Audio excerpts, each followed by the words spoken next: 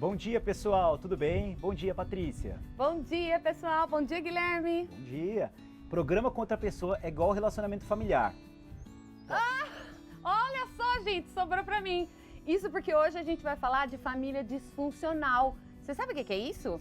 Família disfuncional é aquela família que tem muitos conflitos internos, rivalidade entre irmãos, briga entre casal, relacionamento extraconjugais, é aquele que provoca aquela confusão, aquele tormento e sem falar nas pessoas familiares que às vezes mete o dedo na nossa vida, né, Guilherme? Que acabam chegando no consultório. Então, os relacionamentos tóxicos, familiares abusivos, pais abusivos, eles muitas vezes são um dos gatilhos que levam ao desenvolvimento de alguns transtornos mentais. E não é só depressão e ansiedade não, coisa que a gente sempre fala. Até quadros de toque, quadros de oposição ao desafio, transtornos de conduta, transtornos da personalidade. Então, assim, tá na hora de você começar a refletir sobre a forma como você se coloca pro seu familiar, como você tá tratando, se é com carinho, se é com empatia que ele tá do seu lado.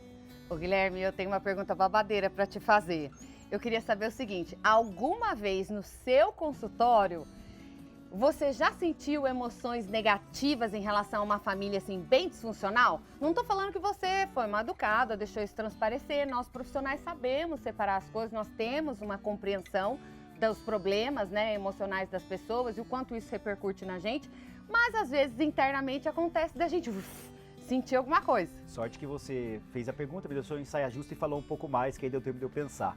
Na verdade, sim, obviamente, somos seres humanos, sou psiquiatra, eu sou um ser humano, eu vejo famílias que eu olho e falo, tá totalmente estruturado, em que a gente sabe alguns caminhos que podem fazer com que isso melhore, com que a família se torne mais funcional, só que muitas vezes, até pela presença da família, o jeito que eles se colocam, você dá um passo para trás, você respira, você só semeia alguns pontos de concordância, tenta achar ali um ponto em comum antes de ir lá e soltar tudo de uma vez, ser muito rígido. Então sim, já claro. passou por isso, né? E Guilherme, hoje eu tô aqui com o meu look toda fazendinha, então eu tô tricotando. Quero fazer uma outra pergunta pra você. E por acaso você também já teve aquele familiar que você tava lá tratando e ele se intrometia no tratamento do filho, se intrometia... Você sabe, recentemente estava discutindo um caso com uma das psicólogas lá do Instituto, exatamente início, assim, como a mãe de um paciente já bem mais velho, né, ele tem por volta dos 30 anos, a mãe, ela fazia questão de entrar junto em toda a consulta, ela não deixava que ele ficasse sozinho. Não podia? Não podia.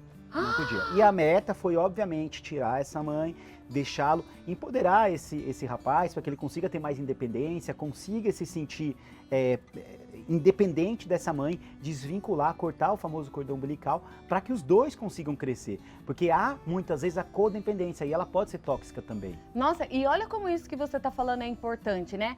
A mãe, talvez, já nesse quadro disfuncional, exercia um domínio em relação ao filho.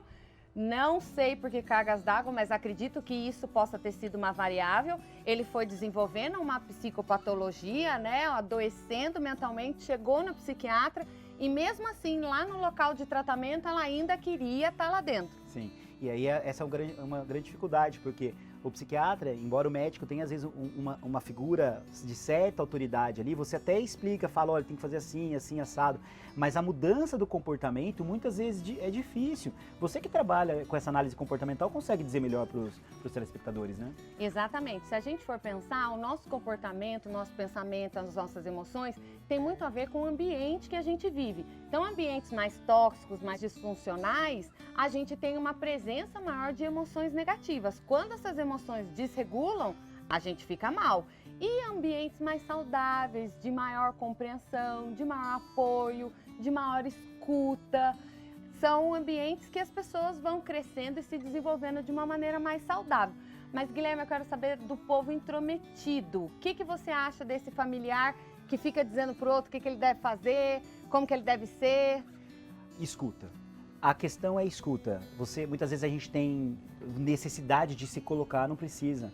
A gente tem que ouvir mais, falar menos. 3 coisas: escuta, acolhimento e empatia. Eu acho que isso faz um relacionamento ser mais saudável.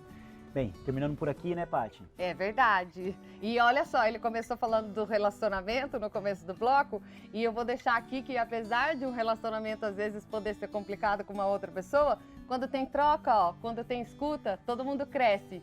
Beijo pra vocês, gente. Não esqueça de mandar mensagens pra gente com suas dúvidas, comentários e sugestões. Eu sou o Dr. Labinas e me segue lá no Instagram, @Instituto Labinas. E @Patrícia_psicóloga clínica.